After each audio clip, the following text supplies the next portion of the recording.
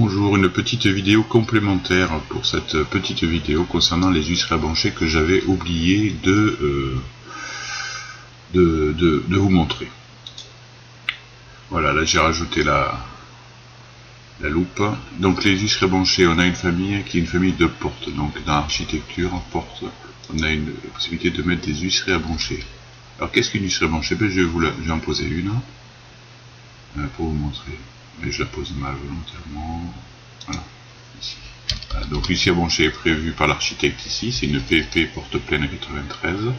Et ici, donc si on regarde un petit peu plus près le motif de la découpe, ici, on a quelque chose qui est inséré au béton que les ouvriers vont placer dans les banches pour couler le béton. Donc on a une liaison parfaite donc de cette huître à brancher qui est en fait le dormant, la partie immobile de la porte, qui est fournie par le menuisier, mais qui est posé par le maçon. Donc il faut que ça soit très bien fait. Et le menuisier aura rajouté sûrement les pommelles, mais il aura surtout à mettre l'ouvrant à la porte sur le dormant qui est fixé, qui a été posé par le maçon. D'accord, donc il faut que ça soit bien fait. Donc ici j'ai posé la porte, j'ai plusieurs choix, et on a ce qu'on appelle des codes nominales. Code nominal, pas toujours évident de trouver exactement à quoi correspond le 73, 83, 93, mais c'est le code qui donne son nom. Et ça correspond à une porte, à un passage, à une largeur passage, à des jeux de fonctionnement, et le dormant est bien plus grand. Si je prends la cote totale du dormant, il est bien plus grand que 93. Donc ici on a PP93, donc j'ai bien mis la porte 93 qui est là, et donc à moi maintenant de la positionner correctement. Alors là je ne vais pas utiliser la fonction aligner, ça va pas être évident. Donc j'ai enlevé les épaisseurs de traits, voilà. Peut-être pour ajuster plus précisément la porte. Vous voyez là c'est les traits un peu verts là. Voilà, je vais ajuster correctement. De part et d'autre. De pas tout à fait, je peux décaler un cheveu à la gauche à répartir. Vous voyez en fait c'est pas évident de placer ce côté tarabiscoté, mais j'essaie qu'elle soit centrée par rapport à ce qui est prévu.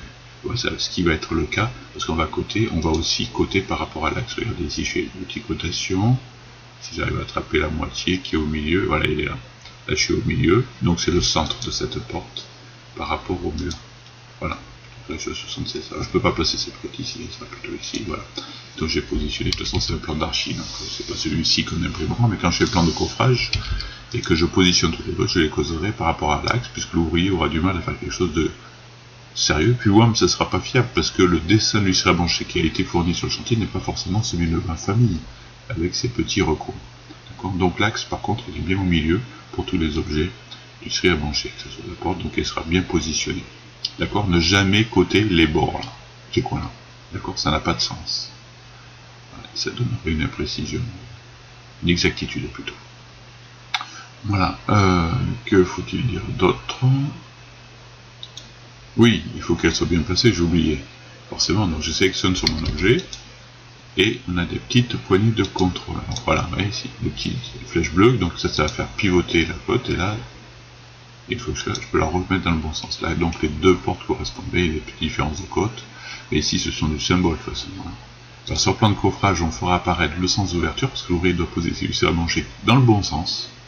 C'est le sens d'ouverture sur les huîtres à brancher, il faudra qu'il le mette dans le bon sens. Imaginez bien que si les pommettes sont fixées ici, ça va.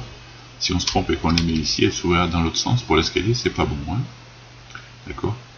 Les pommettes, c'est l'axe de rotation, hein, ce sont les gonds qui vont permettre la rotation de la porte. Donc là, il faut qu'elle soit ni de ce côté, si je mets forcément le bras dans le couloir. Donc si l'huître à brancher, ça correspond aux portes palières assez souvent. J'ai regardé dans le dossier, j'ai lu le CCTP, maçonnerie et surtout menuiserie intérieure, et effectivement, les huîtres sont à brancher. Donc il faut que le menuisier fournisse la porte, le dormant, et il posera l'ouvrant. Donc là on a ça sur les portes d'escalier, et puis on a aussi ça sur les portes d'accès aux appartements. D'accord. Voilà. Donc là on l'a plusieurs fois ici. Et là il y a deux portes qui se chevauchent, mais celle-ci ne me concerne pas, c'est une porte qui sera posée dans le cloison, et celle-ci est posée dans l'huître à brancher. Voilà. Donc ici, si j'ai des huîtres à brancher, j'ai le choix. D'accord, au niveau des côtes. Et par contre ici, si c'est une ouverture où il n'y aura pas d'huître à brancher, c'est-à-dire que c'est simplement une ouverture, je peux utiliser cette fonction-là. Je ne le fais pas parce que moi je préfère faire que des fenêtres dès que c'est des mannequins en bois, pour des ouvertures simples, car en fait, comme ça je pourrais avoir une liste complète dans ma nomenclature de tous les mannequins. J'aurai une liste de tous les mannequins. Si je peux pas avoir une nomenclature avec porte et fenêtre. J'ai une nomenclature de porte et une nomenclature de fenêtre. Si je veux avoir une nomenclature de tous les mannequins, il faut que ce soit tous des fenêtres si je veux que ce soit dans le même tableau. Et j'aurai une nomenclature du tissu à brancher, mais là ça sera des portes, c'est pas gênant. Voilà, donc je vous invite à modéliser donc toutes ces illustrations branchées en utilisant l'outil donc HBSM. J'ai mis mes initiales, sûrement que j'ai dû modifier un petit peu. Voilà. Pour les plans de structure, je précise, on n'a pas besoin du sens d'ouverture de la porte. Par contre, pour le plan de coffrage, il faut que le maçon, quand il pose du tissu à brancher, il faut mettre le sens d'ouverture de la porte. Et ce trait-là, c'est une ligne cachée. Donc il suffit de masquer ou d'afficher les lignes cachées des illustrés à brancher qui sont en famille porte. D'accord? Un VV, porte. Si je déroule, donc on va le regarder si ça marche direct. Et là, si je fais ligne cachée, ça aurait pu être ouverture, hein. Je crois que c'est ligne cachée. J'ai dit une bêtise. Ouverture, hein. C'est ça.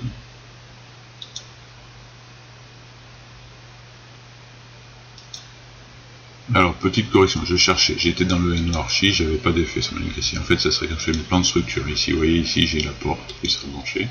Donc, quand je ferai un plan de structure, donc en plancher haut, là j'ai un gabarit, je peux changer. Donc ça, notez-le si vous n'êtes pas encore en train de le faire.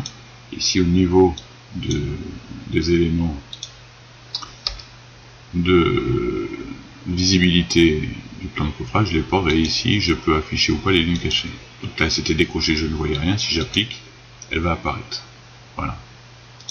Là, je rapplique. Voilà. Plan de structure, pas de sens d'ouverture. Plan de coffrage, il le faut. Sinon, l'ouvrier va se tromper. Le plan de coffrage, c'est ce que nous faisons. Voilà. Donc, vous verrez ça au moment où vous ferez vos plans. J'annule. Je reviens ici, donc OK pour ça. Et ici, c'est pas une ligne cachée, donc c'est pour ça que ça a eu aucun effet. Voilà. Bonne modélisation à vous.